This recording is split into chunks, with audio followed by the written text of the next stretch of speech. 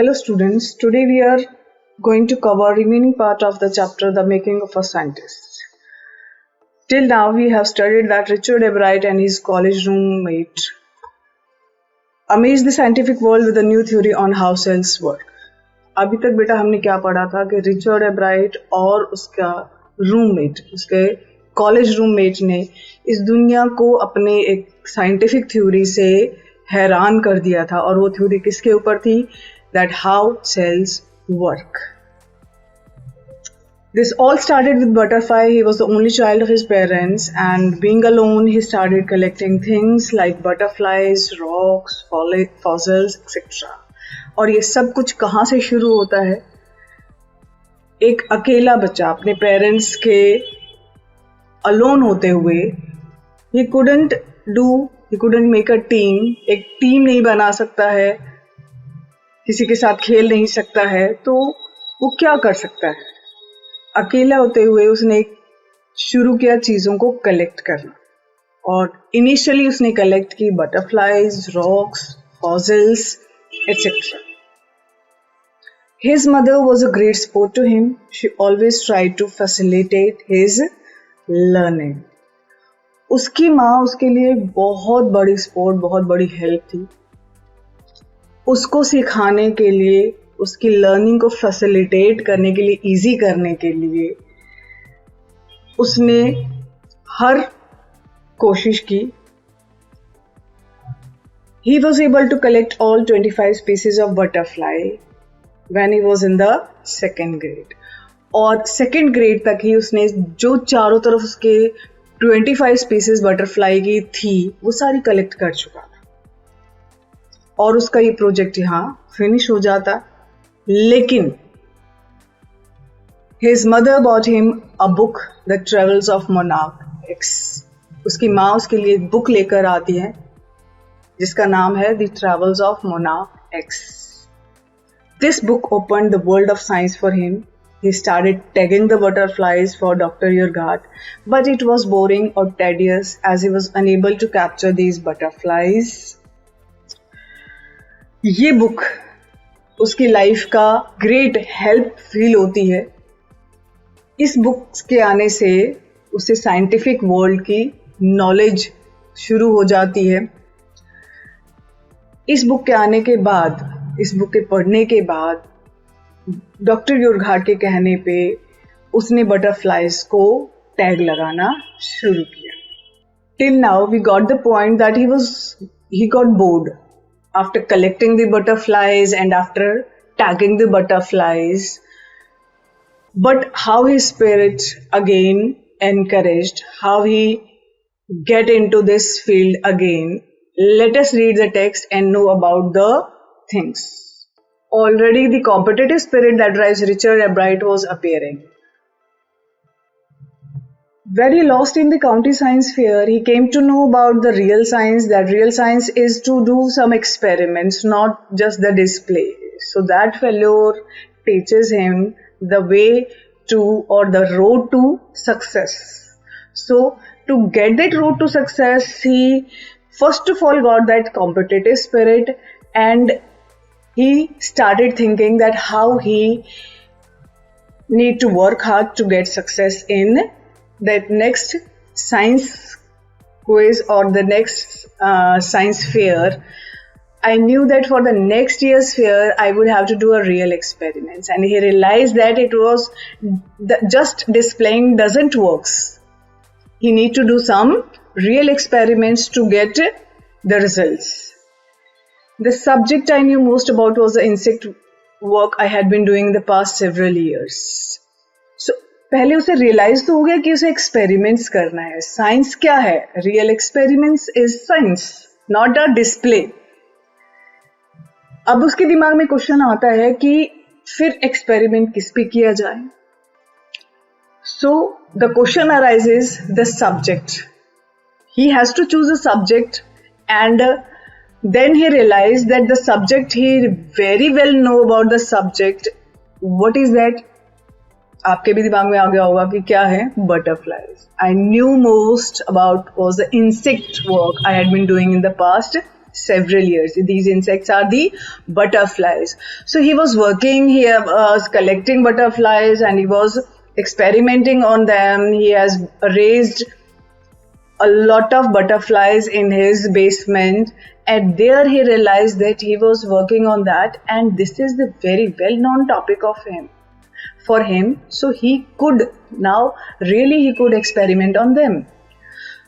So then again a question arises कि experiment तो वो कर लेगा, लेकिन उसमें भी किस चीज पे experiment करे. So he decided to communicate to Dr. Urghat, whom he has earlier in contact. So he asked for him for ideas, and back came a stack of suggestions for experiments. So Dr. Urghat in return gave him a lot of stake, means a lot of suggestions. एक बहुत सारे उनको suggestions दिए for experiments. Those kept Ebright busy all through high school and led to prize projects in county and international science fairs.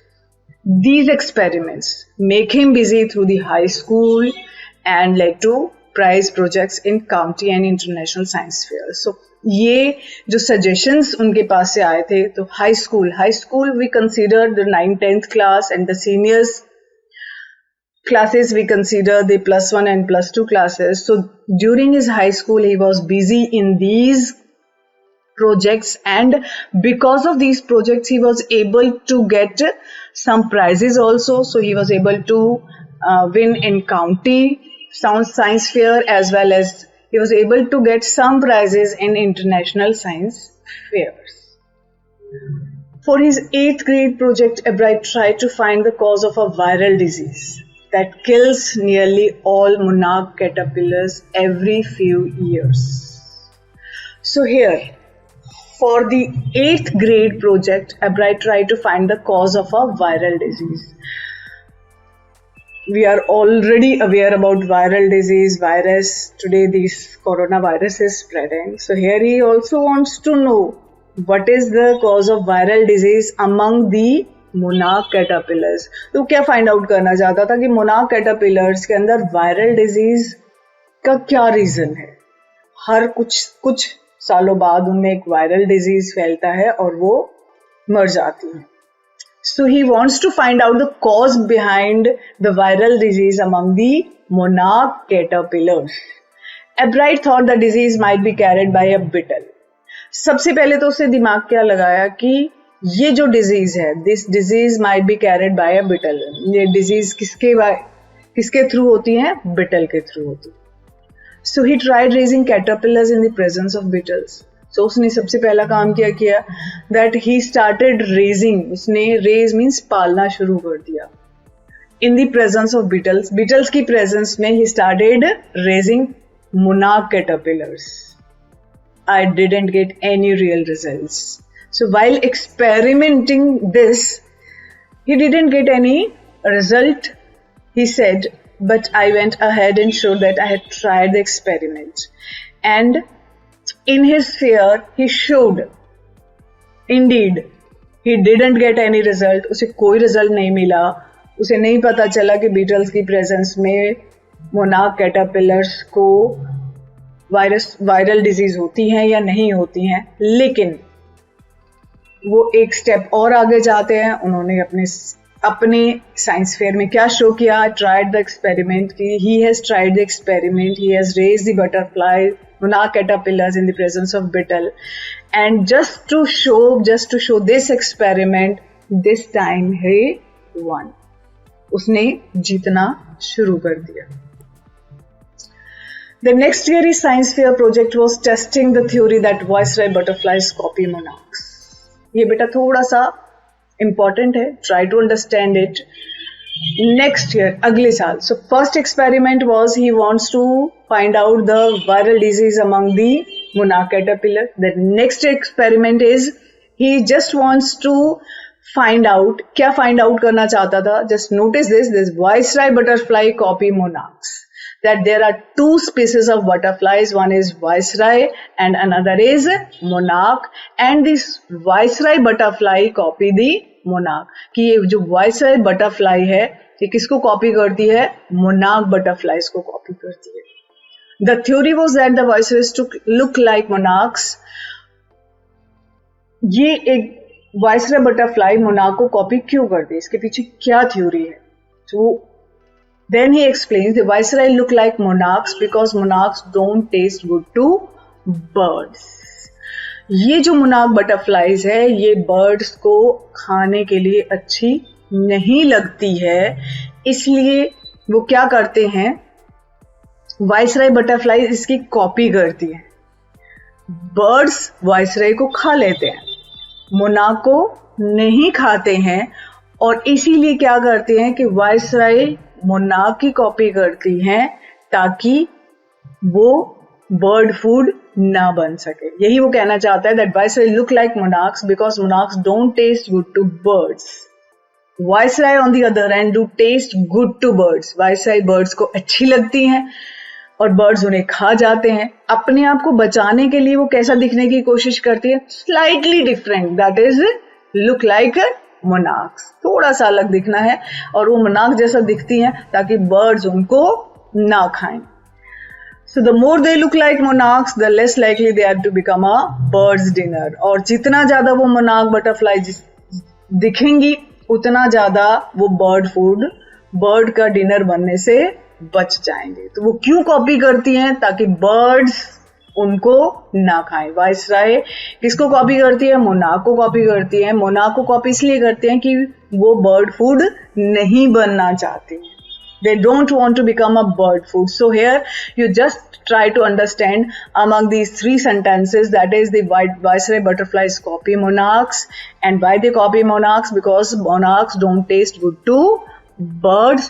Or in short you can say that they don't want to become a bird's dinner.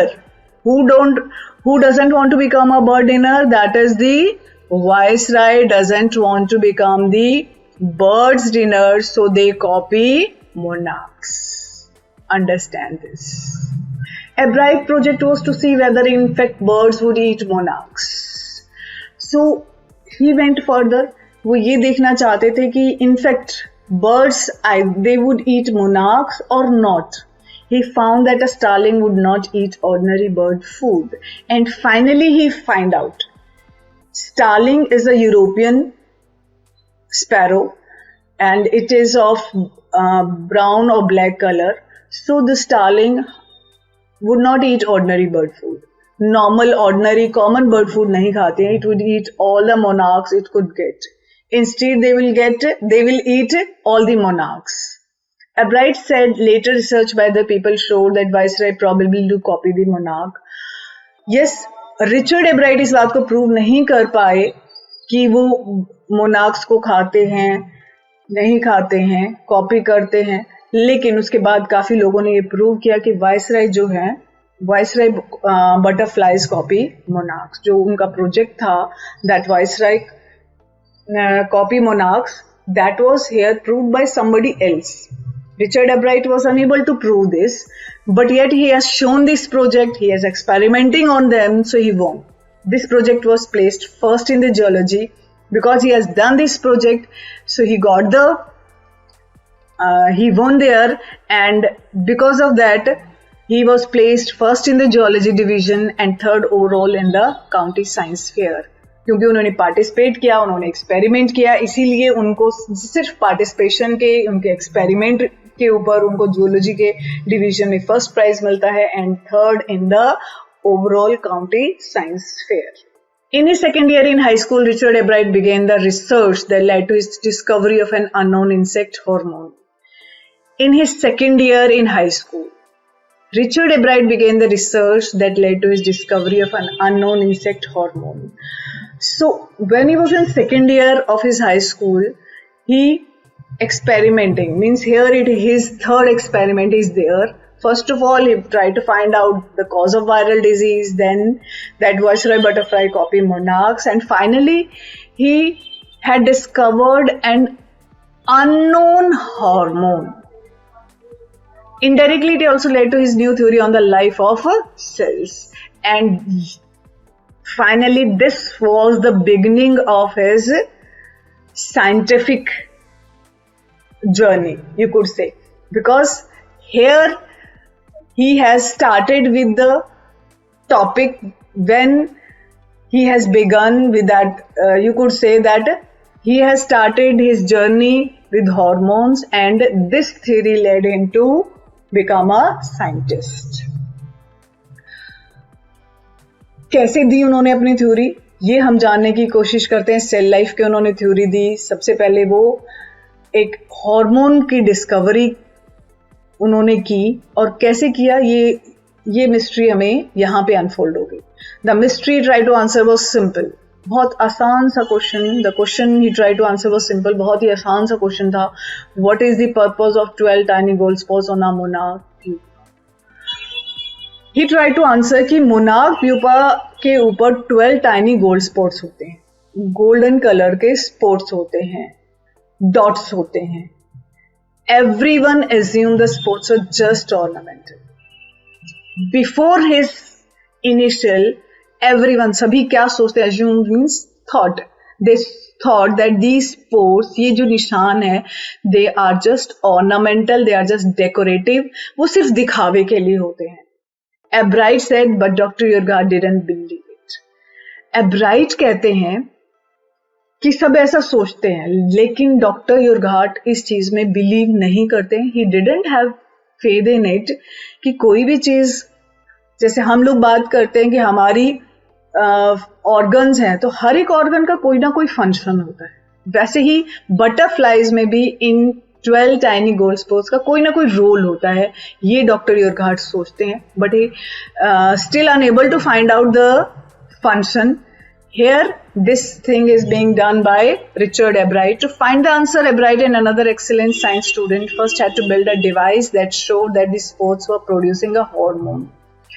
To answer this, that what is the uses of these 12 tiny gold spots, Ebright को और उसके friend को क्या करना पड़ा? He had to build a device. उन्होंने एक device build किया, and they showed that the sports were producing a hormone. उन्होंने क्या शो ऑफ किया कि ये स्पोर्ट्स क्या करते हैं? एक हार्मोन प्रोड्यूस करते हैं, and this hormone is necessary for the butterflies full development. और ये जो हार्मोन है, इसका क्या रोल होता है? This is helpful in butterflies development, in growth. उसकी ग्रोथ में, उसकी डेवलपमेंट में इस हार्मोन का बहुत इंपॉर्टेंट रोल होता है. अगर ये हार्मोन नहीं हो तो उसकी ग्रोथ नहीं होगी, वो डेवलप नहीं हो पाती, उसकी ग्रोथ नहीं हो पाती. This project won Ebright first place in the county fair and entry into the International Science and Engineering Fair. And this project, when he was able to find that hormone, and he had showed in the science fair, he was able to get first place in the county fair, and he got entry into the International Science and Engineering Fair. So यहाँ से उनकी journey एक step और further जाती है, और इस hormone की फाइंड आउट करने से उन्हें काउंटी फेयर में तो उन्हें फर्स्ट प्लेस मिलती है, बल्कि इंटरनेशनल साइंस फेयर और इंजीनियरिंग फेयर में भी एंट्री मिल जाती है. He got entry into the international science fair. There he won 3rd place for zoology, and in that fair he also won 3rd place in geology. He also got a chance to work during the summer at the entomology laboratory of the Walter Reed Army Institute of Research. So after winning in international science engineering fair, after winning the 3rd prize in geology, उन्हें एक opportunity मिलती है. He got a chance. What was the chance? To work in during the summer, during his vacations. उन्हें अपनी vacations में, अपनी छुट्टियों में काम करने का. कहाँ? Entomology laboratory of the Walter Reed Army Institute. Entomology means where the study of insects is being done. जहाँ किसकी स्टडी किया जाता है? इंसेक्ट्स की. उस लैब में, and the name of that lab is Walter Reed Army Institute of Research, and he got the chance. कैसे useful है? एक बड़ी सी लैब में काम करते हैं तो बहुत सारे हमें क्या मिल जाते हैं? लेबोरेटरी डिवाइसेस मिल जाते हैं, and we are easily able to move ahead in our research. हम अपनी रिसर्च में और आगे जा सकते हैं, इसीलिए ये उसके लिए पॉसिबल, इसके लिए बेनिफिट, उनके लिए, रिचर्ड एब्राइट के लिए बेनिफिशियल हो जाता है. As a high school junior, Richard Ebright continues his advanced experiments on the monarch pupa. So, as a high school junior, and then Richard Ebright continues advanced experiments on the monarch pupa. Still, he was experiment on the monarch pupa, and that year his project won first place at the International Science Fair and gave him another chance to work in the Army lab during the summer. For next year, he also worked on monarch pupa, and again he was able to win first prize in the International Science Fair, and again he got the chance to work in the laboratory during the summer. So बार बार फिर उनको summer में काम करने का उसी lab में चांस मिल जाता है और बहुत अच्छी डिवाइसेस होने का उन्हें बेनिफिट मिलता है. वो अपने एक्सपेरिमेंट्स में और आगे चले जाते हैं. In his senior year he went step further. Still he is working on those hormones, और इस बार उन्होंने हॉर्मोन्स के साथ क्या किया है? He grew cells from a monarch's wing in a culture. कोशिश क्या की है उन्होंने? सेल्स ग्रीव किए हैं. कहाँ पर? मोनार्क्स विंग के ऊपर. कल्चर मीन्स नर्सरी, जहाँ पर हम लोग ये प्रोसेस करते हैं. जैसे हम लोग नर्सरी में पेड़ लगाते हैं, वैसे ही इन्होंने सेल्स ग्रीव किए. So showed that the cells would divide and develop into normal butterfly. And then क्या शो किया है कि ये सेल जो है वो डिवाइड होते हैं, डेवलप भी होते हैं into normal butterfly wing scales only if they were fed the hormone. लेकिन वो डिवाइड और डेवलप किस कंडीशन पे होते हैं? जब उनको किस चीज से फेड किया जाता है? They are fed with the hormone. यानी हार्मोन की वजह से ही वो डिवाइड होते हैं, डेवलप होते हैं, या हम सिंपल लैंग्वेज में कहें कि उनकी ग्रोथ होती है फ्रॉम दी गोल्ड स्पोर्ट्स. और वो गोल्ड स्पोर्ट्स ही वो हार्मोन प्रोवाइड करते हैं, और उसी हार्मोन की वजह से उनकी डिवीजन होती है, उनकी डेवलपमेंट होती है, उनकी ग्रोथ होती है. सो हार्मोन, वो गोल्ड स्पोर्ट्स क्या हैं? दे वर प्रोड्यूसिंग हार्मोन. अगर वो हार्मोन ना हो तो बटरफ्लाई की डेवलपमेंट नहीं होगी. That project one first place for geology, और इस बार वो प्रोजेक्ट उन्हें फर्स्ट प्लेस जूलॉजी में दिलाता है इंटरनेशनल फेयर में. He spend the summer after graduation doing further work at the army laboratory and at the laboratory of the US department. So finally now he was doing his graduation. अपनी graduation वो कर रहा है, और उसी during his graduation when he got his summer vacations, he does further work at the Army laboratory at the laboratory of US Department of Agriculture. So Army lab के साथ साथ उसे एक और फैसिलिटी मिलती है to work in the lab of US Department of Agriculture. तो उसके लिए एक और बेनिफिट हो जाता है कि बड़ी बड़ी लैब्स में काम करने का, बड़े बड़े डिवाइसेस को यूज करने की बेनिफिट मिलता है, जिससे वो अपने एक्सपेरिमेंट्स में और आगे जा सके. He could move ahead in his experiments. The following summer, after his freshman year at Harvard University, so where he was graduating, he came to know that he was graduating from Harvard University. कहाँ से graduation कर रहा है वो? Harvard University. So Ebright went back to the laboratory of the Department of Agriculture and did more work on the hormone from the gold spores. So जैसा हम पढ़ रहे थे कि यूएस की जो डिपार्टमेंट ऑफ एग्रीकल्चर की लैब है उसमें वो फिर काम करता है, डिड मोर वर्क, और ज्यादा काम करता है on the hormone, and still he was working on that hormone from the gold sports using the laboratory sophisticated instruments. किन चीजों को यूज कर रहा है? लेबोरेटरी के सोफिस्टिकेटेड. यहाँ सोफिस्टिकेटेड का मीनिंग कंफर्टेबल नहीं है. Sophisticated here means the advanced instruments. So आप जब एडवांस्ड इंस्ट्रूमेंट्स को यूज करेंगे, so you can move ahead in your project. He was unable to identify the hormones chemical structure, और वो उनके लिए क्या पॉसिबिलिटी हो गई कि अब वो हार्मोन के किस न्यू स्टेप पे आगे बढ़ते हैं. He was able to identify the hormones chemical structure. Now he was able to find out the chemical structure of that hormone. जिस हार्मोन पे वो काम कर रहे थे, फाइनली उन्हें क्या पता चल जाता है कि इस हार्मोन का केमिकल स्ट्रक्चर कैसा होता है. So this is one new step in his experiment. A year and a half later, during his junior year, Ebright got the idea for his new theory about cell life. It came while he was looking at X-ray photos of the chemical structure of hormone. So हम लोगों ने क्या पढ़ा है that from here he was able to get the chemical structure of hormone. And after a year, एक साल बाद and half, means 1.5 years later, during his junior, Ebright got the idea for his new theory. और Ebright को क्या idea मिल जाता है कि उनकी जो new theory, जो final वो theory देने वाले थे, किसके बारे में? About the cell life. It came while he was looking at X-ray. और ये theory कहाँ से उनके दिमाग में आती है?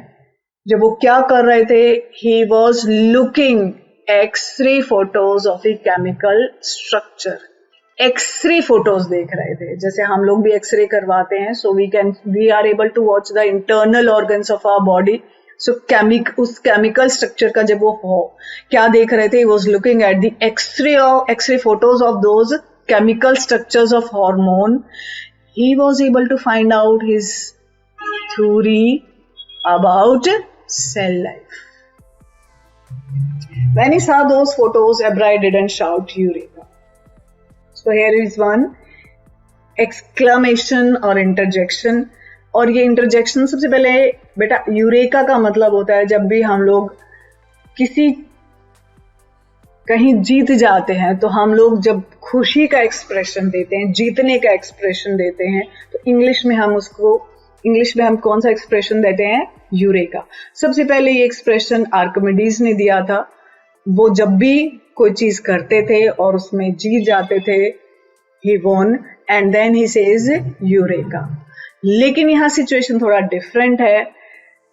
जब रिचर्ड एब्राइट ने when he saw those photos, उन फोटोज को, उन एक्सरेज फोटोज को जब उन्होंने देखा and the idea came into his mind, he didn't shout.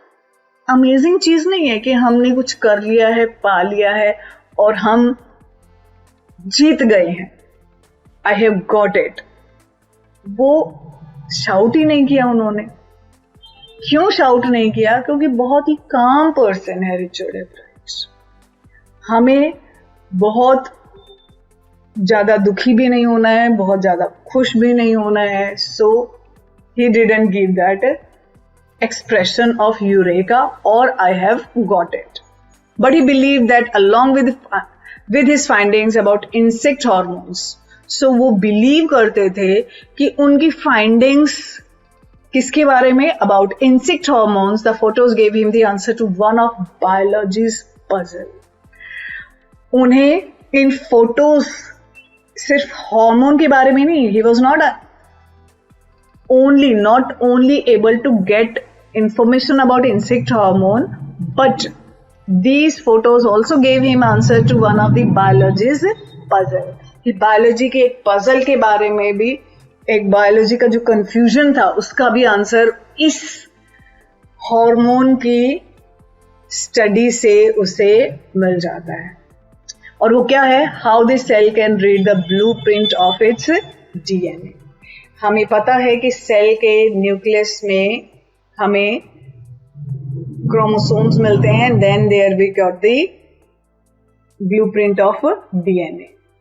तो डीएनए का मतलब हमारे पास कि कैसे हम लोग, आपने पढ़ा होगा deoxyribonucleic acid. So DNA is the substance.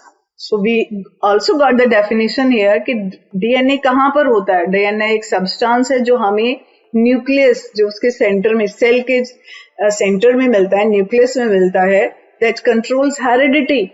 और उसका फंक्शन क्या है? मतलब सेल के न्यूक्लियस में वो हमें फाइंड आउट करता है और उसका फंक्शन क्या है?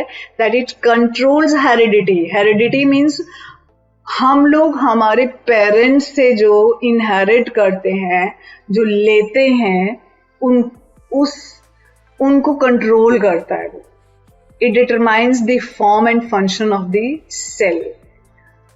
DNA जो सेल के अंदर डीएनए होता है वो ये बताता है कि सेल जो है उसकी शेप कैसी होगी या उसका फंक्शन कैसा होगा। जैसे हमारे पेरेंट्स हमें डीएनए देते हैं तो हमारी शक्ल कैसी होगी, हमारा कलर कैसा होगा, हमारी फिजिक कैसी होगी, वैसे ही यहाँ पे हमें सेल के बारे में, सेल के फॉर्म और फंक्शंस के बारे में पता चलता है। तो हम इसको क्या कह सकते हैं कि दस DNA is the blueprint for life. Blueprint is the design, plan, copy. तो डीएनए क्या है, हमारी लाइफ की, कैसी हमारी लाइफ होगी वो उसका एक सैंपल पीस होता है। हम लोग अपने पेरेंट्स की ब्लूप्रिंट हैं, यू कुड से। सो वो हमें कहाँ से पता चलता है? We came to know through our DNA. Albright and his college roommate James are wrong. So we are studying that this scientific invention is done by Richard Albright with his college roommate. So college room, finally we came to know that college roommate was James R. Wong. And now they are able to find out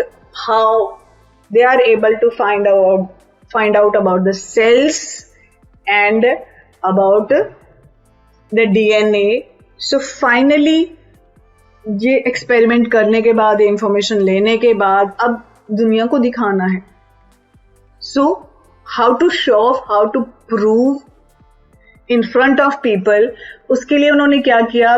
Richard Albright और उसके college room ने worked all their night drawing pictures, and to show others off they have drawn a lot of pictures constructing plastic models. उन्होंने बहुत सारे plastic के models construct किए, किसके? Molecules के, to show how it could happen. ये दिखाने के लिए कि ये कैसे होता है.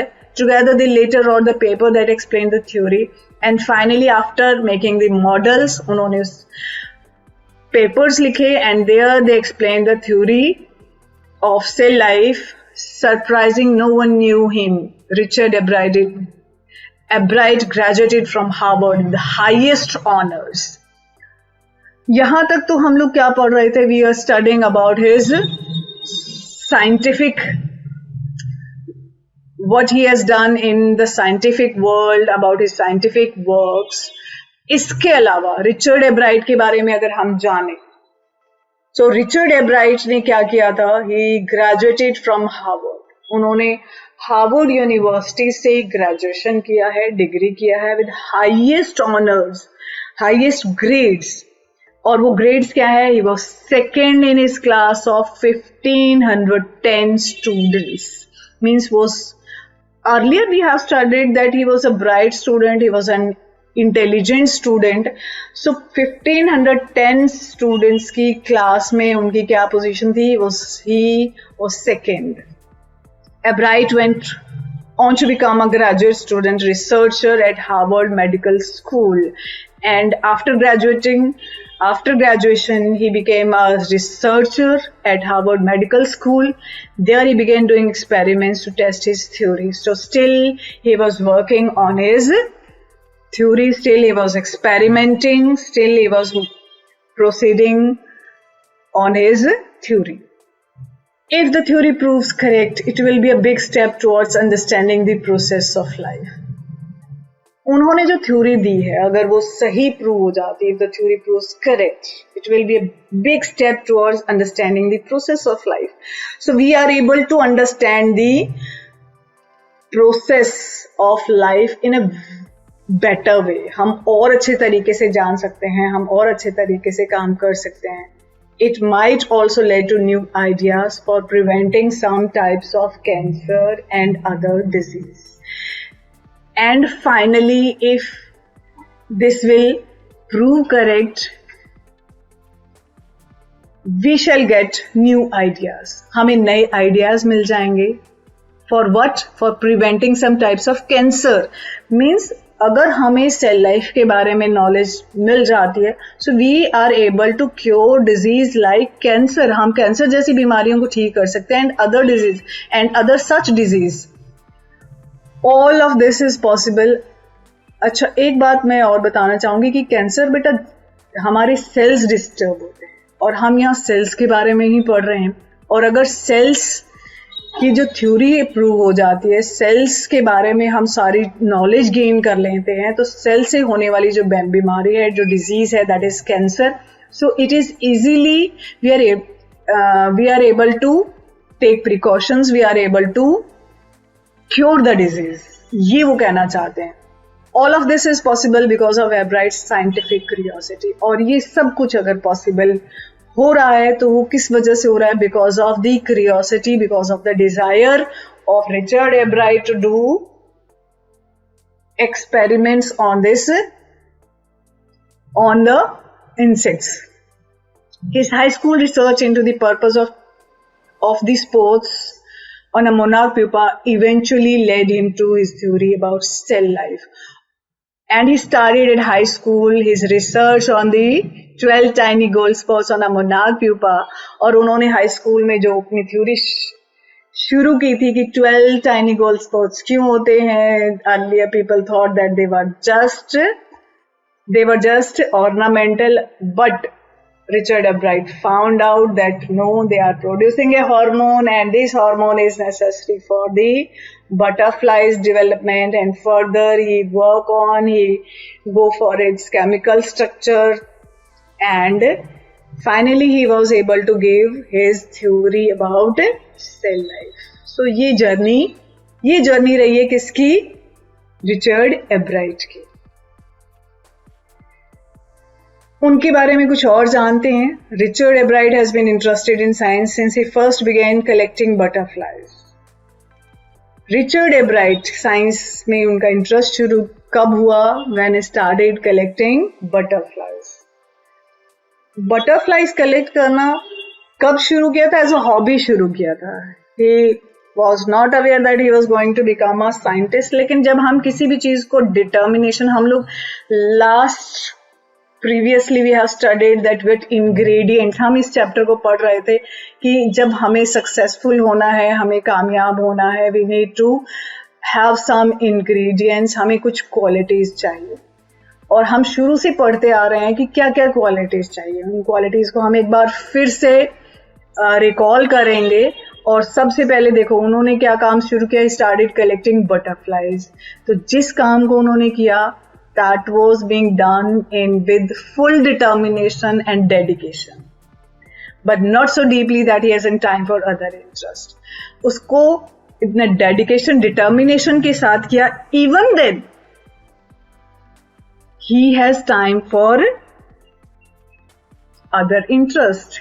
Means उन्होंने एक ही चीज करने में, बटरफ्लाइज पे एक्सपेरिमेंट्स करने में ही अपना सारा टाइम नहीं लगाया. बहुत सारे काम किए. He was you could say multitasking. He was involve in multitasking. Ebright also became a champion debater and a public speaker and a good canoeist and all around outdoor person. So एक scientist होने के अलावा, Besides that, Ebright was a debater. बहुत अच्छी debate करते थे, champion debater थे. किसी भी चीज से डिबेट होता है जब हम किसी भी चीज पे आर्ग्यू करते हैं, and we give our such good points that others started believing on us. And public speaker means public में बोलना. एंड अ गुड कैनिस्ट, और कैनिस्ट एक लंबी सी नाव होती है, that is narrow but it is long. और वो बहुत अच्छे कैनोइस्ट थे, अच्छी नाव चलाते थे, and all around outdoor person. So finally we can say that he was an all rounder. हम लोग all rounder किसको कहते हैं? कि जो हर चीज में अपना अच्छा करता हो. तो वो किस में अच्छा करते हैं? He was a good, not only good, he was a great scientist, he was a champion debater, he was a good public speaker and canoeist. He is also an expert photographer. Not only all these things, he was good in photography also, particularly of nature and scientific exhibits. And किस चीज की photography करते हैं? Particularly तो he go for nature and scientific exhibit, scientific जो display वो करते हैं, उनकी भी फोटोग्राफी वो करते हैं. In high school Richard Ebright was a straight A student.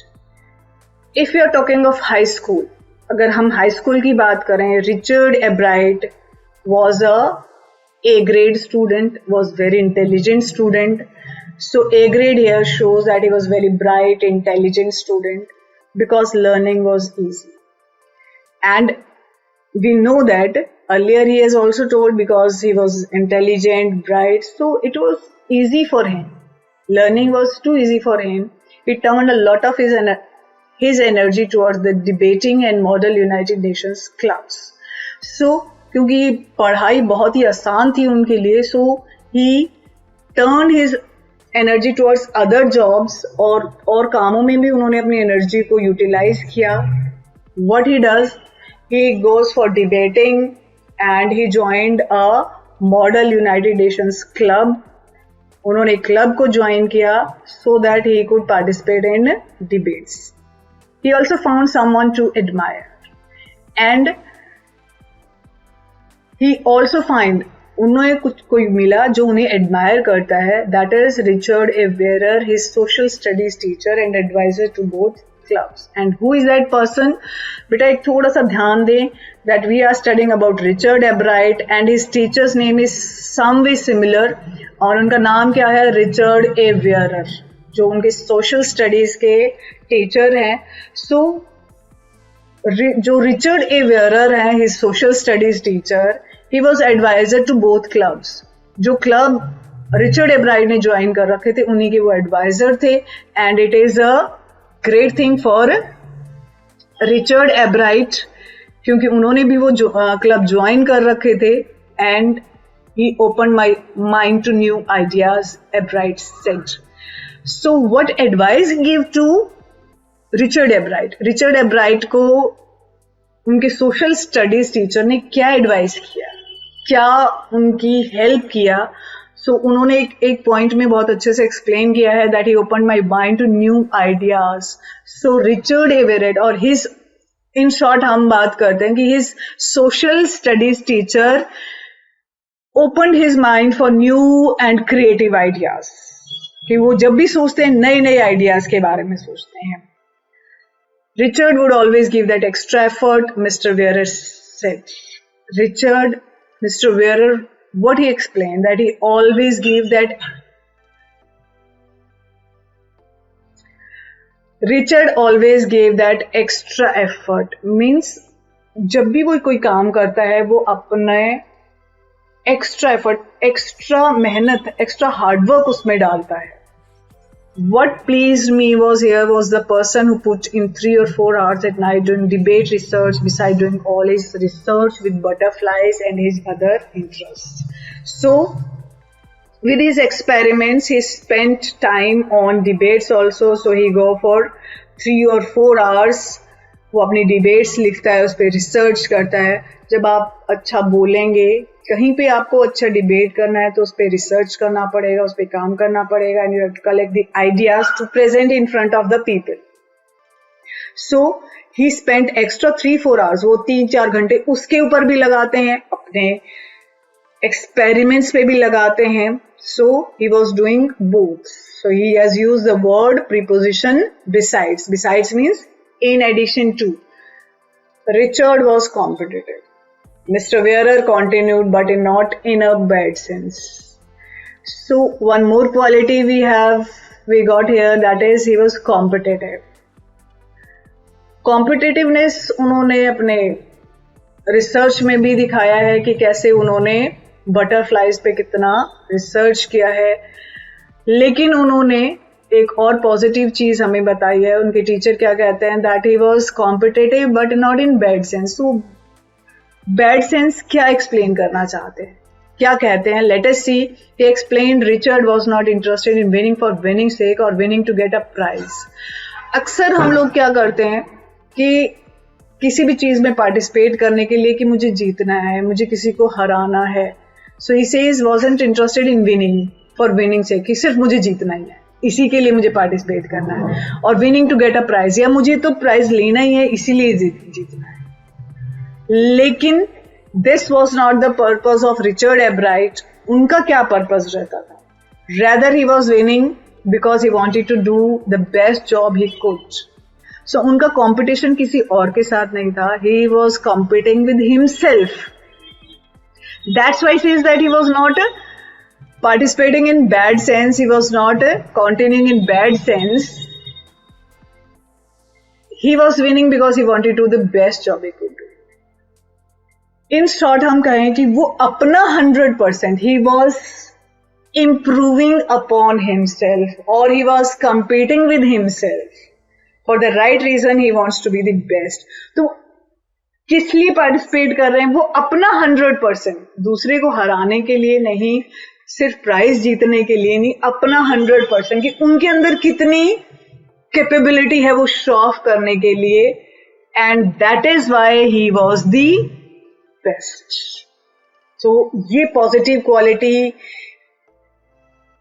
Richard वेयर ने उसके social studies teacher has told us about Richard Ebright, and that is one of the ingredients in the making of a scientist.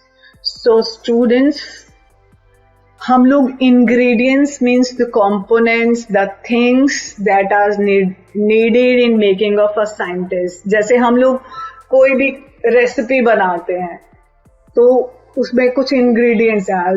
For example, we are making a cup of tea, so we are going to put water, tea leaves, milk, etc., etc., etc. So to make a cup of tea, we need these ingredients. So in the process of making a scientist, what are the components, what are the things, what are the qualities that we need? हम लोग पढ़ते आ रहे हैं, अभी तक आपको काफी सारी बातें समझ में आ गई होगी. जब एक बार हम दिमाग लगाएंगे तो हमें एक बात बड़ी ध्यान से समझ में आ रही होगी कि रिचर्ड एब्राइट के सक्सेस की मिस्ट्री क्या है. जो भी काम किया, डिटर्मिनेशन के साथ किया, क्यूरियोसिटी के साथ किया, उन्हीं को हम यहाँ क्या कर रहे हैं. Here we are going to sum up these qualities, sum up those ingredients. Start with first rate mind, start with brilliant mind, start with intelligent mind. आपके पास देखो सबसे बड़ी रिक्वेस्ट ये है कि you must be intelligent. But कोई जरूरी नहीं है, आप हार्ड वर्किंग है तो भी इससे काम हो जाएगा. एड क्यूरियोसिटी, उसमें आप अपनी पूरी डिजायर, अपनी पूरी उसको कंप्लीटली एक्सप्लॉइट करने की, जानने की अगर आपके अंदर इच्छा है, उसको अगर आप उसमें ऐड कर देंगे. And mix in the will to win for the right reasons.